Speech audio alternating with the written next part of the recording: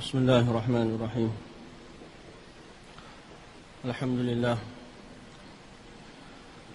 الحمد لله وكفى وسلام على عباده الذين اصطفى. اللهم صل وسلم وبارك على سيدنا محمد المصطفى وعلى آله وأصحابه نجوم الهدى وقادة التقى. أما بعد، فأعوذ بالله من الشيطان الرجيم. بسم الله الرحمن الرحيم. يا أيها الناس اتقوا ربكم إن زلزلة الساعة شيء عظيم يوم ترونها تذهل كل مرضعة عما أرضعت وتضع كل ذات حمل حملها وترى الناس سكارى وما هم بسكارى ولكن عذاب الله شديد. وقال تعالى: يا أيها الناس اتقوا ربكم واخشوا يوما لا يجزي والد عن ولده ولا مولود هو جاز عن والده شيئا إن وعد الله حق فلا تغرنكم الحياة الدنيا ولا يغرنكم بالله الغرور. وقال تعالى: واتقوا يوما ترجعون فيه إلى الله ثم توفى كل نفس ما كسبت وهم لا يظلمون.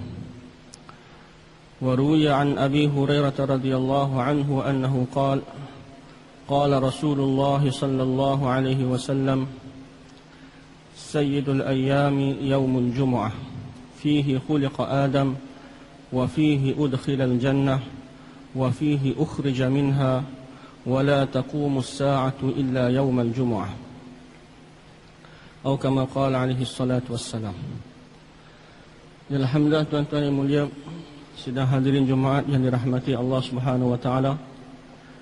Sama-sama kita bersyukur pada Allah Subhanahu wa taala yang mana dengan limpah kurnia-Nya, dengan taufik dan hidayat daripada Allah Subhanahu wa taala, maka kita hari ini, di hari yang mulia ini, hari yang digelarkan oleh Nabi sallallahu alaihi wasallam sebagai Sayyidul Ayyam, penghulu bagi segala hari. Pada hari yang mulia ini, kita semua dapat berkumpul di rumah Allah yang mulia ini untuk kita sama-sama menunaikan solat Jumaat, mendengar khutbah, menunaikan kefarduan yang Allah Subhanahu wa taala telah fardukan ke atas kita semua. Ini semua dengan taufik dan hidayat daripada Allah Subhanahu wa taala. Tuan-tuan yang mulia, sesungguhnya hari Jumaat ini adalah hari yang sangat mulia di dalam agama kita di sisi Allah Subhanahu wa taala, sehingga Nabi sallallahu alaihi wasallam telah gelarkan hari ini sebagai Sayyidul Ayyam. Dan Nabi sallallahu alaihi wasallam telah terangkan beberapa kelebihan hari ini. Di antaranya ialah pada hari inilah Adam alaihissalam telah diciptakan. Dan pada hari inilah Adam AS telah dimasukkan ke dalam syurga. Dan pada hari ini juga, hari Jumaat jugalah, Adam AS telah dikeluarkan daripada syurga. Dan wala taqumus sa'atu illa yaumal jumu'ah, tidak akan berlaku hari kiamat melainkan pada hari Jumaat.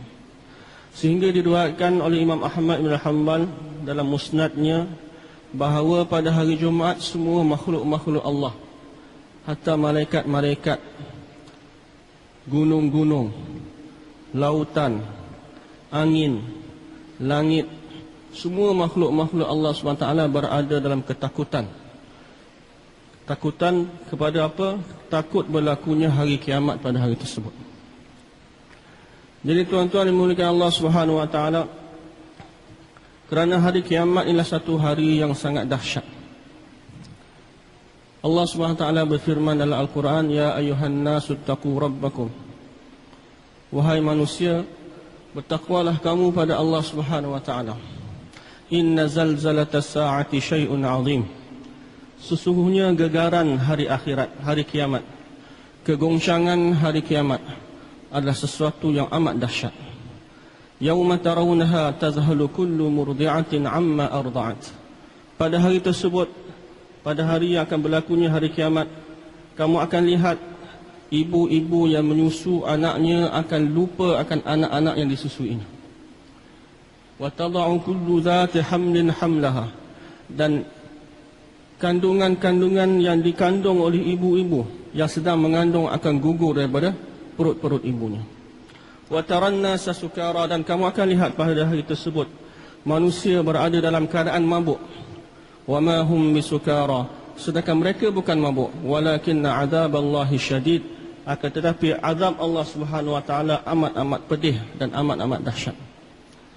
Kerana kedahsyatan hari kiamat, kedahsyatan hari kiamat dan kedahsyatan azab Allah Subhanahu wa taala, kegoncangan hari kiamat menyebabkan manusia berada dalam seolah-olah dalam keadaan mabuk, tidak sedarkan diri dan lupa akan diri masing-masing, lupa pada anak yang dia sedang susui, dan menyebabkan ibu-ibu yang mengandung pun akan gugurkan kandungan-kandungan mereka, akan gugur daripada mereka kandungan-kandungan mereka.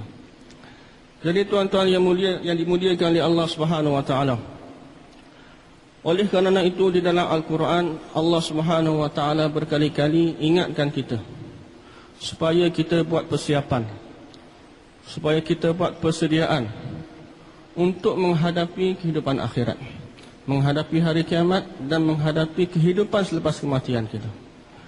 Allah Subhanahu wa taala berfirman dalam Al-Quran, wattaqu yawman turja'una fihi ila Allah thumma tuwaffa kullu nafsin ma kasabat wa hum la yuzlamun. Bersiap sedialah kamu untuk menghadapi hari yang kemana kamu semua akan dikembalikan pada Allah Subhanahu wa taala. Setiap daripada kita, yang lelaki, yang perempuan, yang tua, yang muda, yang kaya, yang miskin, yang berpangkat, yang tidak berpangkat, yang berpelajaran tinggi, yang tidak berpelajaran tinggi, yang Arab, yang Ajam, setiap manusia akan dikembalikan pada Allah Subhanahu wa taala. Dan bukan hanya dikembalikan, thumma tuwaffa kullu nafsin ma kasabat, akan disempurnakan balasan atas setiap usaha yang kita buat atas dunia ini, sama ada baik atau buruk.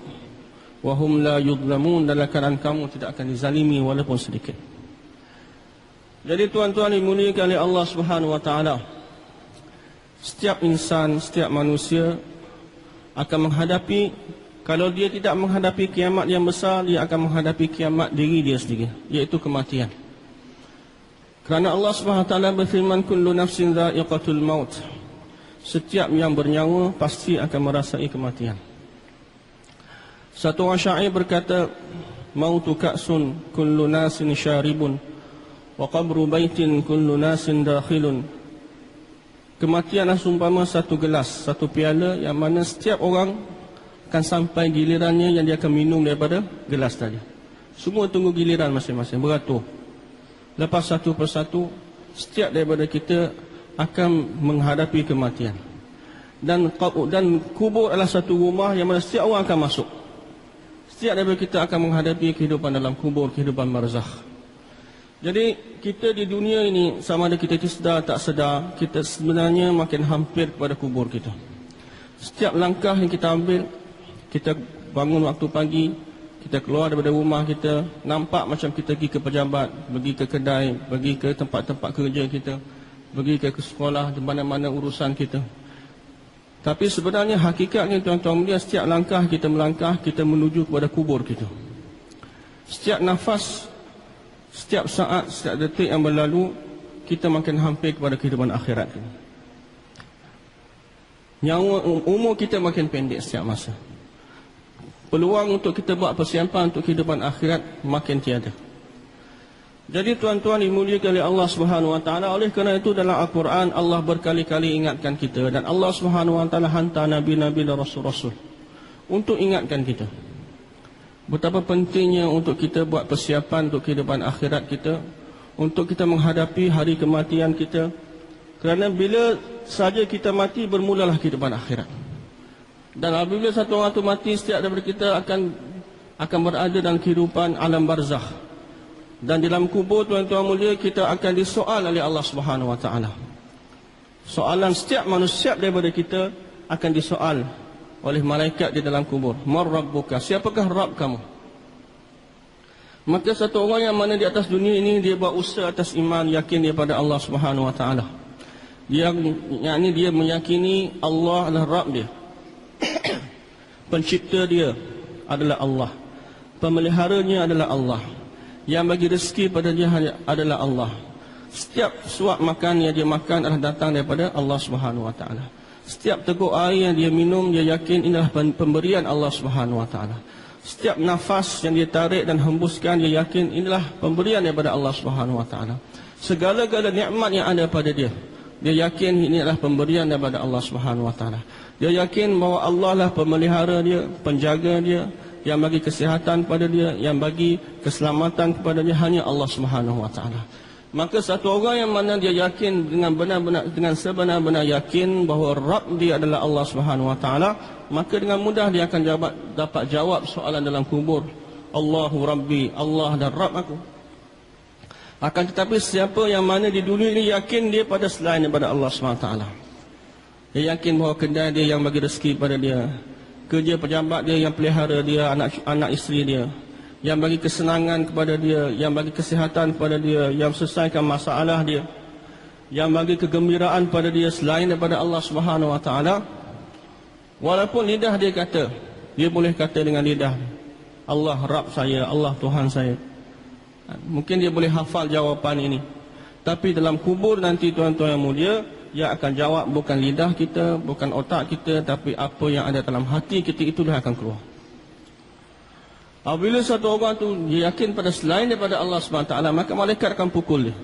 Sekali pukulan 70 hasta dia akan terbenam dalam bumi, dan dia akan diazab di dalam kubur. Soalan yang kedua akan ditanya tentang agama, tentang Nabi SAW. Dalam setengah riwayat, malaikat akan tanya, Man nabiyuka, siapakah Nabi kamu?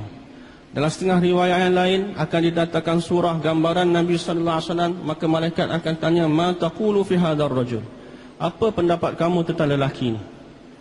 Maka seseorang yang mana dalam kehidupan dunia dia yakin bahawa Allah adalah Rasulullah, bahawa Nabi SAW, bahawa Muhammad SAW adalah Rasul Allah, dan dia meyakini akan ajaran yang dibawa oleh Nabi SAW, bahawa dalam ajaran syariat dan sunnah yang dibawa oleh Nabi SAW adalah kejayaan bagi dia dunia dan akhirat.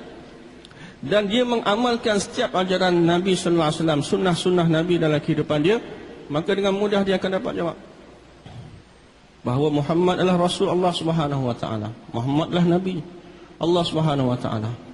Dan Allah juga akan tanya, wa ma dinuka, apakah agama kamu? Satu orang yang ada keyakinan bahawa Islamlah agama yang hak, dan cara hidup Islamlah cara kehidupan yang sebenar, yang membawa kejayaan untuk dia dunia dan akhirat, dan dia berusaha untuk mengamalkan Islam dalam kehidupannya secara sempurna, maka dengan mudah dia akan dapat jawab soalan dalam kubur ini, tuan-tuan. Akan tetapi siapa yang mana yakin dia bukan pada Allah, dia tidak yakin bahawa dalam sunnah ada kejayaan, dia tidak meyakini bahawa dalam agama lah penyelesaian bagi segala masalah-masalahnya, maka dia akan kata apa? Ha la adri, aku tak tahu siapa Tuhan aku, siapa Nabi aku, apakah agama. Maka satu orang yang mukmin, tuan-tuan yang dapat jawab soalan dengan baik, malaikat akan beritahu kepada dia sebagaimana riwayat Bukhari, nam kana umatil arus, tidurlah kamu sebagaimana pengantin malam pertama tidur. Akan tetapi satu orang yang tak dapat jawab, maka dia akan dipukul di azab, akan dihamparkan untuknya tempat tidur daripada api, akan dipakaikan dengan pakaian daripada api neraka, akan dibukakan satu jendela dalam kubur dia, yang mana daripada jendela tadi dia akan dapat lihat pemandangan yang menakutkan dalam neraka, angin yang busuk, udara yang panas yang akan datang daripada neraka masuk ke dalam kubur dia, dan kubur akan himpit dia sehingga tulang-tulang rusuk dia berceragah, dan dia akan berterusan dalam keadaan demikian sehingga ditiupkan sangkakala yang kedua, iaitu manusia dibangkitkan di padang mahsyar. Akan tetapi manusia yang beriman pada Allah SWT, dia akan disambut oleh kubur. Kubur akan lapang, luas sejauh mata memandang, dan akan dipakaikan dengan pakaian daripada syurga. Akan dibukakan satu jendela dalam kuburnya, yang mana dia akan dapat lihat pemandangan indah di dalam syurga. Udara yang segar dan harum akan datang daripada syurga ke dalam kuburnya. Ini kedua keadaan yang berbeza di dalam kubur yang Nabi SAW sabdakan, bahawa kubur manusia ini sama ada rawdatun min riyadil jannah, sama ada salah satu taman daripada taman-taman syurga, atau hufratun min hufarin niran, salah satu lembah daripada lembah-lembah neraka. Dan Apabila sangkakala kedua ditiupkan selepas yang pertama, dengan tiupan sangkakala yang pertama, kiamat akan berlaku. Israfil alaihissalam, malaikat yang telah diciptakan oleh Allah SWT khusus untuk tugas meniup sangkakala. Sejak Allah SWT ciptakan dia, dalam hadis Nabi SAW, dia telah letak sangkakala itu di mulutnya, berdiri dalam keadaan bersedia, telinga dia pasang, mendengar bila-bila masa perintah Allah supaya tiup, dia akan tiup. Sejak dia diciptakan sehingga ke hari ini dan sampai berlakunya kiamat, dia akan berdiri dan akan bersedia.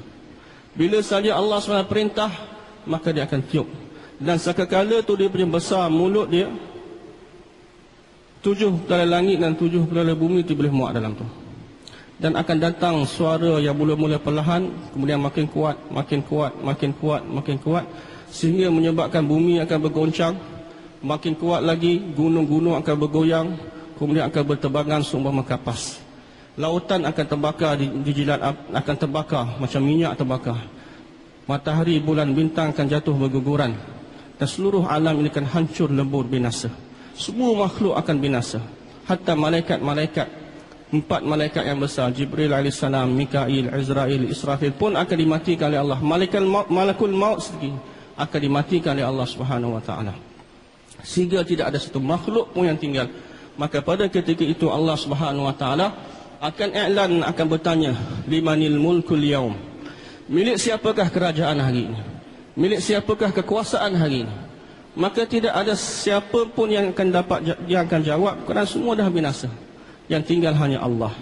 Maka Allah SWT sendiri akan jawab, lillahil wahidil qahhar, milik Allah yang Maha Esa, yang Maha Perkasa. Kemudian apabila sangkakala kedua ditiup, maka seluruh manusia akan dibangkitkan. Daripada manusia yang pertama, Adam alaihissalam, sehingga manusia yang terakhir sebelum hari kiamat, akan dibangkitkan dalam satu medan yang luas, yang rata, yang lapang. Dan di sana akan didirikan hisab. Di sana akan ditimbang amal-amal manusia. Setiap manusia akan diadili oleh Allah Subhanahu wa taala. Setiap manusia akan berdiri di hadapan Allah, akan dihisab oleh Allah Subhanahu wa taala. Sama ada Allah Subhanahu wa taala lepaskan satu orang itu, masukkan dia dalam syurga tanpa hisab, atau hisab dia dengan hisab yang mudah, atau Allah SWT hisab dia dengan hisab yang susah, itu semua terpulang pada kehendak Allah Subhanahu wa taala. Tetapi tuan-tuan mulia, siapa yang dia bawa iman, amal yang sempurna, agama yang sempurna dalam kehidupan dia, maka Allah SWT pasti akan mudahkan hisab. Dan amal manusia akan ditimbang pada hari tersebut. Setiap amal dia akan dapat lihat. Faman ya'mal mithqala dzarratin khairan yarah, wa man ya'mal mithqala dzarratin syarran yarah. Dia buat amal baik seberat zarah pun dia akan dapat lihat. Amal buruk yang dia buat kat dunia itu seberat zarah pun dia akan dapat lihat di akhirat nanti. Apa saja bentuk amal kebaikan, keburukan, sama ada dia buat dengan mata dia buat dengan telinga dia buat dengan lidah dia, dengan fikiran dia, dengan tangan dia, dengan kaki dia, dengan apa sahaja cara, maka dia akan dapat lihat di akhirat. Allah yang Maha mengetahui akan hisab dia. Segala bukti akan didatangkan di hadapan dia, dan buku-buku amalannya akan dibentangkan di hadapannya. Dan fa'amma man thaqulat mawazinuh fahuwa fi 'aisyatir radiyah. Allah SWT berfirman, siapa yang neraca amal kebaikannya berat, maka dia akan berada dalam kehidupan yang amat memuaskan. Dan wa amma man khaffat mawazinuh, siapa yang timbangan amal kebaikan dia ringan, fa ummuhu hawiyah, maka tempat kembalinya adalah neraka hawiyah.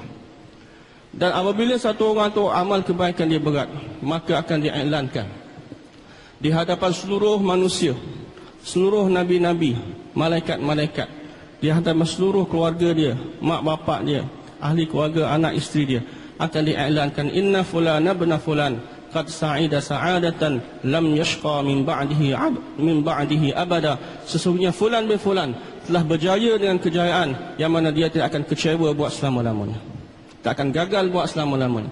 Akan tetapi siapa yang mana amal kebaikan dia ringan, maka akan diiklankan di hadapan seluruh makhluk, di hadapan seluruh manusia, inna fulana bin fulan qad syaqiya syaqawatan lam yas'ad min ba'dihi abada. Sesungguhnya fulan bin fulan telah celaka, telah gagal dengan kecelakaan yang mana dia tak akan bahagia buat selama-lamanya. Jadi tuan-tuan dimuliakan Allah Subhanahu wa taala, Oleh kerana itu perlu bagi kita semua untuk sama-sama buat persiapan untuk kehidupan akhirat kita dengan tingkatkan iman dan amal kita, menunaikan segala perintah-perintah Allah Subhanahu Wa Taala terhadap diri kita, sama ada dalam ibadat kita, sama ada dalam bentuk muamalah, muasyarah dan akhlak kita.